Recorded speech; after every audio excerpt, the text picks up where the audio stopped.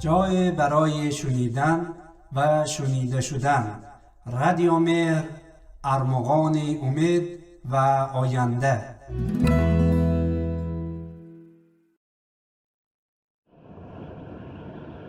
السلام علیکم همراهان و شنوندگان عزیز رادیو مهر.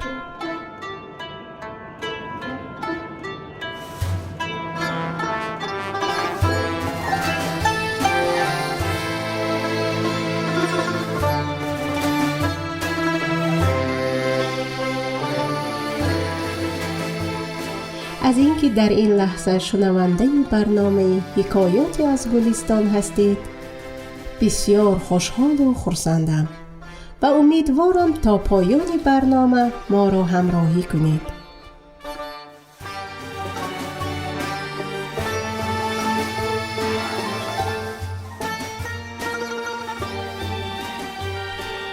سیده عبدالله زاده هستم که همراه جمعی از دوستانم برنامه حکایاتی از گلستان را از بخش فرهنگ و اجتماعی رادیو مهر تقدیم شما مهربانان میکنیم. امیدوارم مورد پسندتان باشد.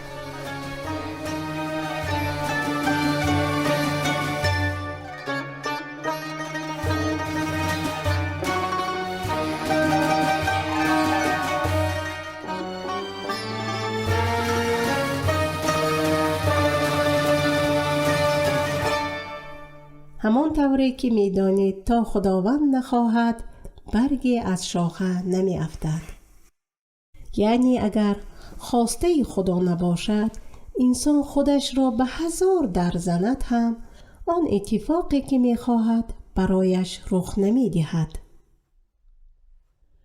رسول خدا صلی الله علیه و آله و سلم فرمودند هیچ روزی بر ما نمی گذرد مگر اینکه 4 چیز بر 4 چیزی دیگر می خندد. مرگ بر آرزو، قضا بر قدر آدمی، تقدیر بر تدبیر انسانها، تقسیمات خداوند بر حرص انسان.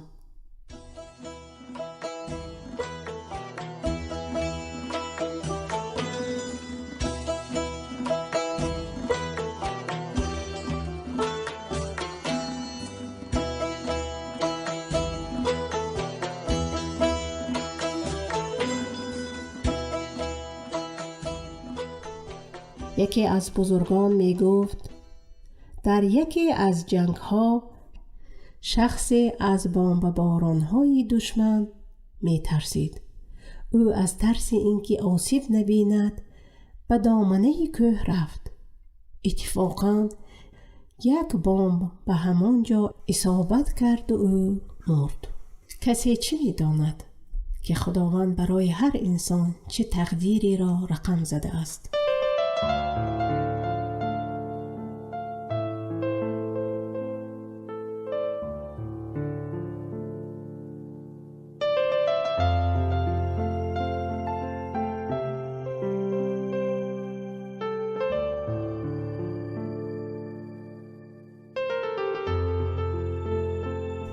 میگویند در زمانهای قدیم تاجری مؤمنی بود که سرمایه زیادی نداشت.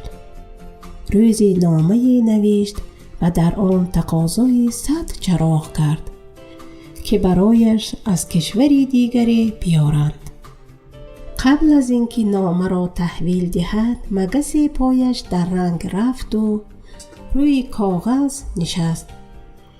1 صفر به عددی که نوشته بود اضافه شد.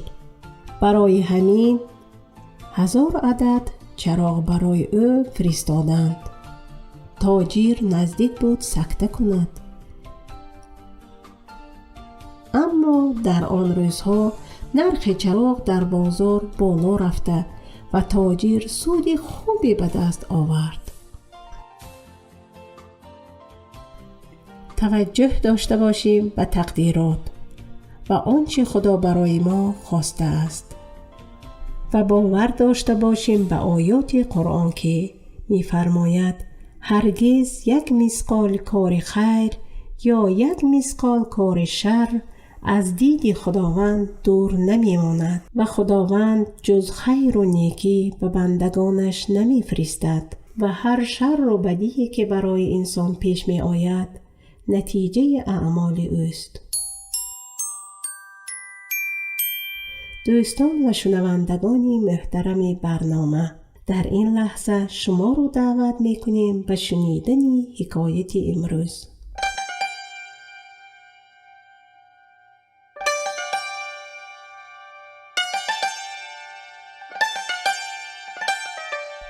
صیاد ضعیف را ماهی قوی به دام اندر افتاد. طاقت حفظ آن نداشت. ماهی بر او غالب آمد و دام از دستش در ربود و برفت. شد غلامی که آب جوی آرد، جوی آب آمد و غلام ببرد. دام هر بار ماهی آوردی، ماهی این بار رفت و دام ببرد.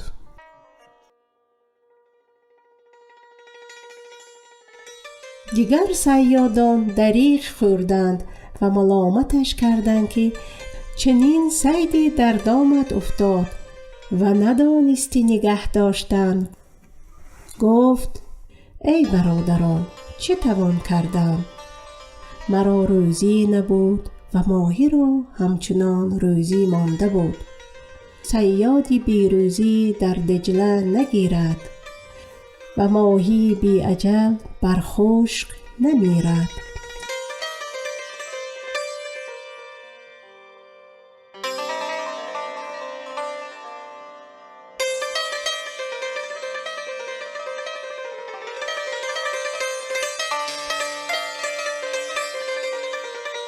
همراهان عزیز، پرواضح است که هیچ پدیده در عالم بدون علت رخ نمی دهد. اما گاهی این من و شما هستیم که از درک علتهای یک رخداد ناآگاهیم. مانند حضرت موسی در زمانی که با حضرت خضر همسفر شد و در فهم درستی علت هر یک ماجرا با مشکل مواجه شد. گاهی ما نیز آنچه می‌خواستیم ولی نرسیدیم نزد خداوند شکایت میکنیم بدون آنکه بپنداریم شاید خداوند بهترش را برایمان مقدر کرده باشد.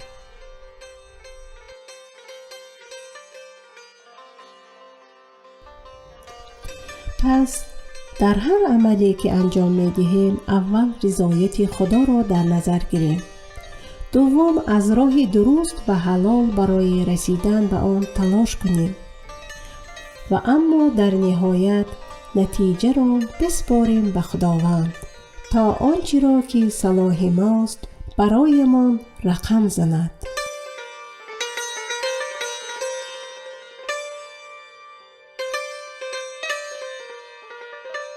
همراهان عزیز، در همین جا برنامه را به پایان میبریم. برای شما عزیزان سلامتی و سربلندی آرزومندیم. تا برنامه دیگر، خدایار و نگهدار.